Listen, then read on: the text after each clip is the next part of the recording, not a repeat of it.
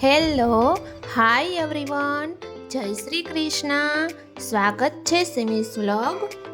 આજે અમે મારી ફ્રેન્ડની ઘરે આવ્યા છીએ અને મારી ફ્રેન્ડ છે એ વેસ્ટ બેંગાલથી છે, તે બંગાળી છે. તો આજે એમની ઘરે કન્યા પૂજા છે.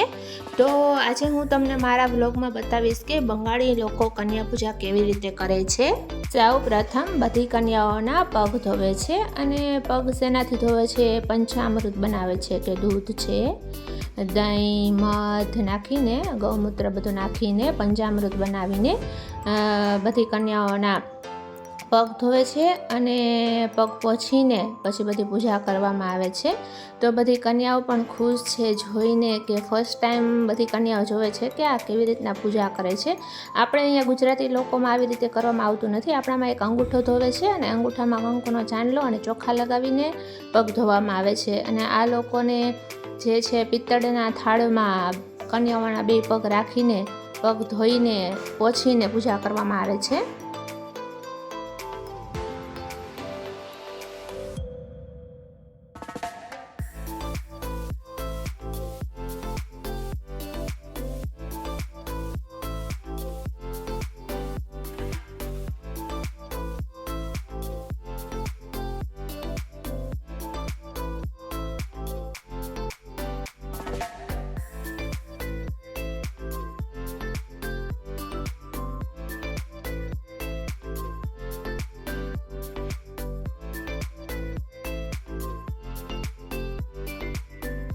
અને પછી બધી કન્યાઓના પગમાં અલતા કરવામાં આવે છે. અને બંગાળી લોકોમાં અલતા છે એનું બહુ જ ખાસ મહત્ત્વ છે. શુભ માનવામાં આવે છે કે કોઈ પણ સુહાગન હોય એ લોકોને કંઈ પણ પ્રસંગ હોય છે તો એ લોકો અલતા તો જરૂર આપે જ છે. અને બંગાળી લોકો છે કન્યા પૂજા કરે છે ત્યારે બધી કન્યાઓના પગમાં પણ અલતા કરે છે.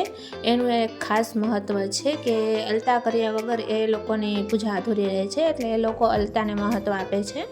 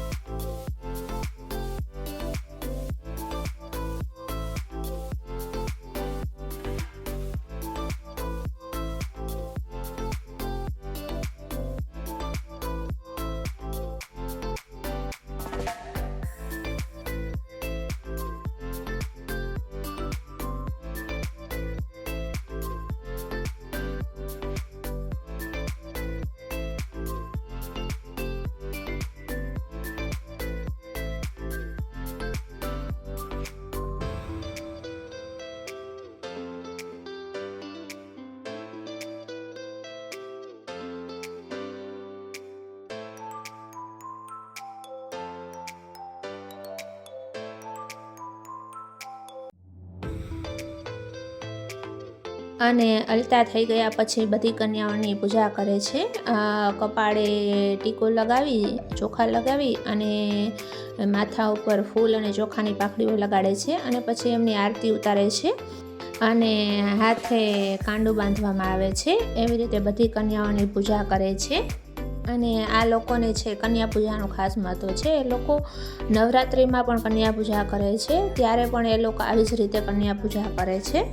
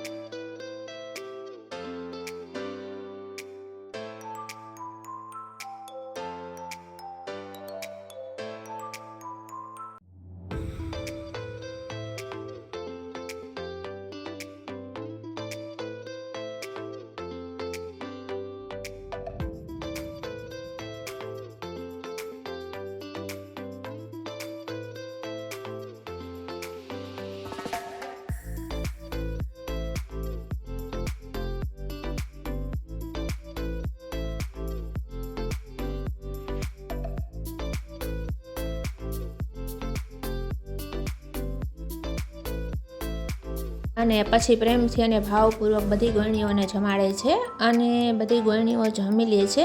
પછી બધી ગોયણીઓને ગિફ્ટ આપે છે અને બધી ગોયણીઓના આશીર્વાદ લે છે.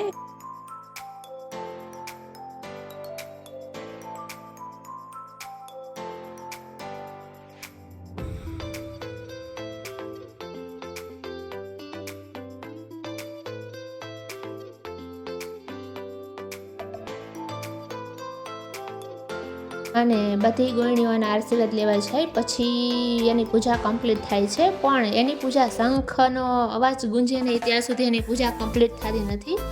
એટલે જ્યાં સુધી એ લોકો શંખ ના વગાડે ત્યાં સુધી એ લોકોની પૂજા કમ્પ્લીટ ગણાય નહીં. તો બંગાળી લોકો છે એ બધી કન્યા પૂજા થઈ જાય પછી લાસ્ટમાં શંખ વગાડે છે અને શંખ વગાડીને એની પૂજા કમ્પ્લીટ થઈ છે એવું માને છે.